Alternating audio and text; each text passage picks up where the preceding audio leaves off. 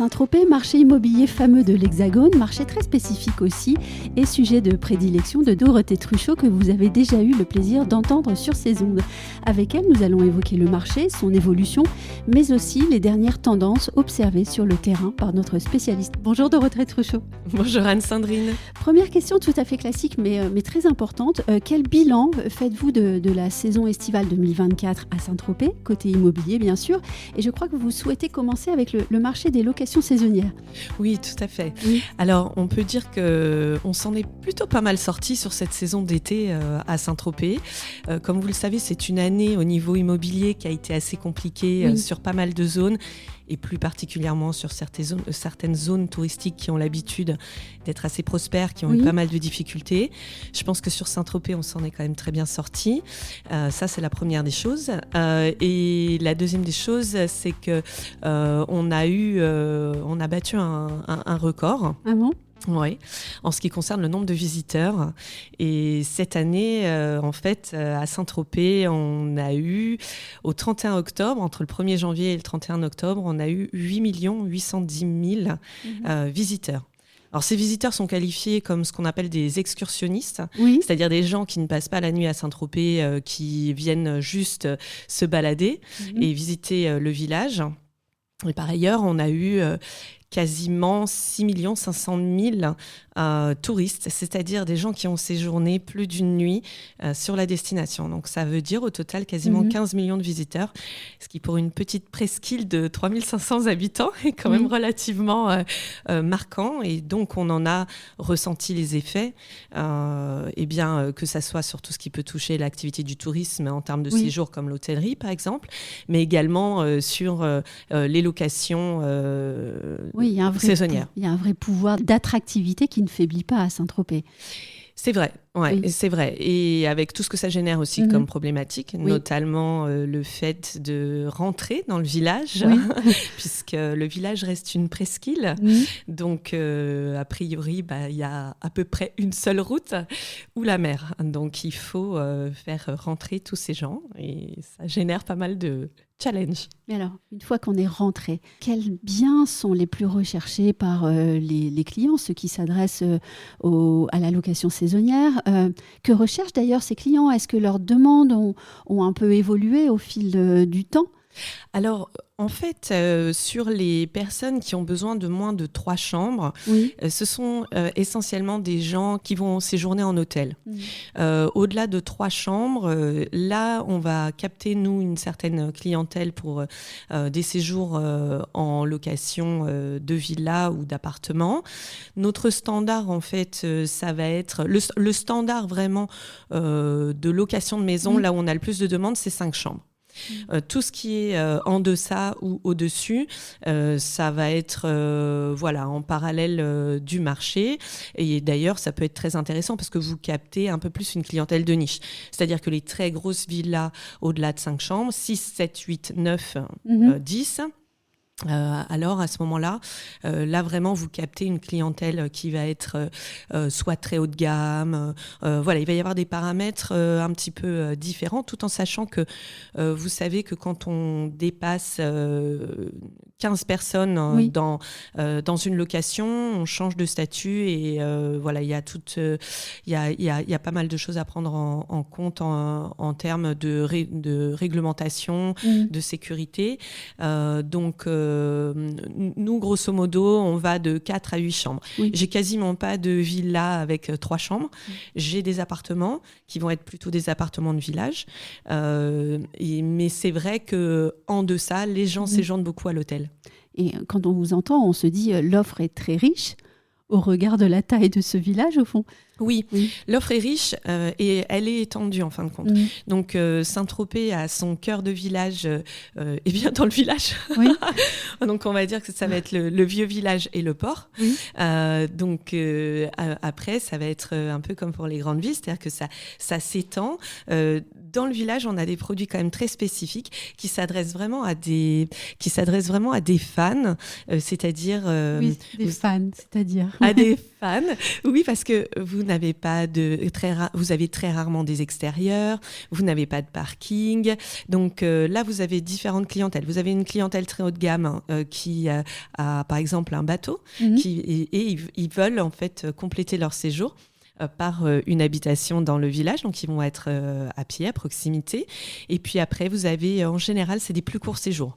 On a rarement des clients qui vont rester plus d'une semaine. La moyenne, c'est 3-4 jours, alors que nous, en location, on a un minimum de séjour qui est d'une semaine.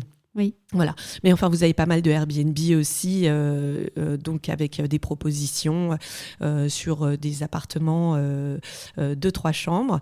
Et les appartements dans le village sont vraiment, quand même, quand vous avez un extérieur, si vous voulez, ça va être une terrasse tropézienne. Voilà, vous n'avez pas d'ascenseur, parce que nous avons parfois des clients qui nous demandent des produits avec des ascenseurs dans le vieux village, donc ça n'existe pas. Voilà, sinon il faut s'arranger avec la mairie pour savoir si on peut mettre un ascenseur. Et par contre, après, dès que vous vous éloignez un petit peu du vieux village, du quartier de la Ponche, du quartier du Port, vous allez avoir des résidences assez modernes autour de la place des Lys, où là, vous allez avoir des standings voilà, avec des surfaces plus importantes, des terrasses, des parkings et quand même une proximité village très agréable. Et je me souviens qu'au cours d'une conversation, vous m'aviez dit un jour, mais sur ce marché-là, rien n'est laissé au hasard, en fait. On recherche vraiment la perfection sur certains biens. Oui, et cette année, je trouve encore, franchement, d'année en année, en termes de prestations, alors est-ce que c'est l'effet de concurrence ? Est-ce que c'est l'effet d'une demande qui est quand même assez importante et des propriétaires aussi très motivés, je dois le dire. Mais vraiment, les produits s'améliorent. C'est-à-dire qu'on a de plus en plus, donc dans les produits qui sont récemment construits, on va avoir des standings, des prestations qui vont être de plus en plus haut de gamme. Donc, ça va être dans le choix des matériaux, ça va être dans tout ce qui est choix aussi de literie, d'aménagement sur les petites choses du confort au quotidien, la vaisselle. Ça va vraiment on va le plus loin possible, tout comme le font d'ailleurs les hôtels haut de gamme. Oui, et bien sûr, un Internet, un débit qui fonctionne réellement. On n'est pas en vacances pour la plupart du temps. Alors, ça, c'est la question qui fâche, Anne-Sandrine. Beaucoup d'améliorations sur l'Internet. On a la fibre, quand même beaucoup à Saint-Tropez.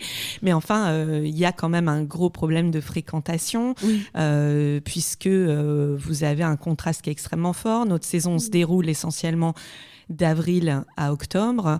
Comme je vous le disais, en dehors de la saison, Saint-Tropez compte 3500 habitants. Le pic de visiteurs journaliers a été atteint le 6 août pour avoir, je crois que je vous dise pas de bêtises, 142 000 personnes qui sont entrées dans le village. Donc, vous imaginez multiplié par le nombre de connexions. Donc, il y a des besoins. En fait, il y a des besoins qui sont très denses et très intenses et sur une très courte durée. Donc, ça veut dire que on n'a pas tous Internet en même temps parfois. Mais ça veut dire que Elon Musk, quand même, avec son Starlink sur le bateau, doit rendre bien des services. Donc ça, c'est... Ouais, okay. Une pointe d'humour de ma part. on va lui passer le message. Oui. Passons du côté de la transaction. Moi, j'ai une question, au-delà des types de biens et des niveaux de prix. Ça, ce sont des questions classiques. Mais j'ai quand même une question. C'est celle de savoir que doit-on savoir absolument quand on nourrit le rêve d'acheter à Saint-Tropez ? Qu'est-ce qu'on doit savoir absolument ? Alors, premièrement, il y a une connaissance... Vous pensez que j'allais vous parler d'argent ? Eh ben non. Non, la première chose à savoir et à connaître, c'est le terrain, c'est-à-dire les localisations et le style de vie. Ça s'adresse pas à tout le monde. Encore une fois, on est sur une presqu'île et on a l'origine, un vieux village historique provençal qui est un village de pêcheurs. Et ensuite, vous avez tout autour de ça, une nature qui est provençale. Et donc, si vous voulez, c'est pas du tout le même rêve qu'avoir une villa à Cannes, par exemple. Donc ça, c'est la première des choses. Et d'ailleurs, les gens qui veulent acheter, Très souvent, on a très peu de personnes qui sont vraiment en phase découverte. C'est assez rare. En général, ils commencent par séjourner et ensuite ils ont des coups de cœur. Et donc, quand on a la phase de découverte à faire, là vraiment, il y a des gens qui tombent des nues. Parce qu'ils ne s'imaginent pas que, effectivement, acheter un bien dans le village, ça représente tout ce que je vous ai dit, c'est-à-dire vous ne pouvez pas avoir un véhicule, vous ne pouvez pas vous garer, vous ne pouvez pas, pour monter vos courses, enfin, des tas de choses qui sont liées aussi, comme vous pouvez avoir dans un quartier historique de n'importe quelle ville. Donc la première des choses, c'est vraiment connaître les différents secteurs. Est-ce que vous voulez être aussi pied dans l'eau ? À Saint-Tropez, il y a très peu de pieds dans l'eau. Donc, si vous rêvez absolument d'un pied dans l'eau, ce qui peut être vraiment effectivement un rêve quand on rêve d'avoir une maison au bord de la mer, donc Saint-Tropez, le pied dans l'eau, c'est quasiment inaccessible. Vous avez très peu de pieds dans l'eau. C'est lié tout simplement à la côte en elle-même. Et là, pour avoir un vrai pied dans l'eau à Saint-Tropez, il faut quand même compter plusieurs dizaines de millions d'euros. Oui. Voilà. Ensuite, donc, est-ce que vous voulez être à Saint-Tropez, à Ramatuelle, à Gassin ? Est-ce que vous voulez une vue mer ? Est-ce que vous voulez avoir un grand terrain ? Voilà. Et puis ensuite, une fois qu'on a ratissé et qu'on a vu quelles étaient les spécificités des endroits, eh bien à ce moment-là, on va parler budget. Voilà. Donc, il est vrai qu'il y a un ticket moyen d'entrée si vous voulez acheter à Saint-Tropez. En dessous de 3 millions d'euros, ça va quand même être très compliqué. Alors après, on peut se diriger aux alentours, sur Gassin, voilà. Mais donc le deuxième paramètre, ça va être le budget. Et ce budget, il est quand même très lié à l'offre et à la demande. Et oui, et ce que j'entends aussi, c'est au-delà de ces questions-là, finalement, on achète à Saint-Tropez parce qu'on aime ce village, d'abord. Oui, on a énormément d'initiés. On a il y a énormément d'aléas, au fond, à vouloir acheter à Saint-Tropez. Il y a beaucoup d'aléas, il y a beaucoup de contraintes. Oui. Il faut beaucoup d'argent. Mais après, si vous voulez, on a encore... Là, attention, je vous parle de la villa. Je vous parle pas... je vous parle vraiment des maisons. Voilà. Bon, bien qu'il y ait très peu d'appartements, pour la raison qu'on vient d'évoquer, puisque c'est un village. Donc, forcément, vous n'allez pas avoir une offre qui va être hyper large, en fait. Dernière question. Vos bonnes adresses peut-être à Saint-Tropez ? Pourquoi faire ? Ça dépend. S'amuser le jour, s'amuser la nuit, partir, profiter de la nature, manger. Allez, une adresse pour chaque moment de la journée. Ah, une adresse pour chaque moment de la journée. Alors, ce serait un peu le parcours que vous offrez à quelqu'un que vous emmenez visiter certains biens. Allez. Ah, ok. En tant qu'agent immobilier. Ok, alors évidemment, on va commencer la journée par un petit déjeuner sur le port, chez nos amis de chez Sénéquier. Voilà. Ensuite, si c'est jour de marché et que vous connaissez pas Saint-Tropez, c'est vrai que c'est quelque chose à faire. Donc là, il faut aimer la foule. Mais c'est tellement pittoresque, c'est tellement sympa à faire, c'est tellement emblématique. Et puis aussi et surtout, on trouve des bons produits, un excellent fleuriste chez qui on peut acheter des très belles fleurs, par exemple. Ensuite, j'emmènerai cette personne à la plage des Salins. Et c'est une plage, donc Saint-Tropez en fait compte très peu de plages par rapport à Ramatuelle, puisque la grande baie de Pamplonne appartient à Ramatuelle.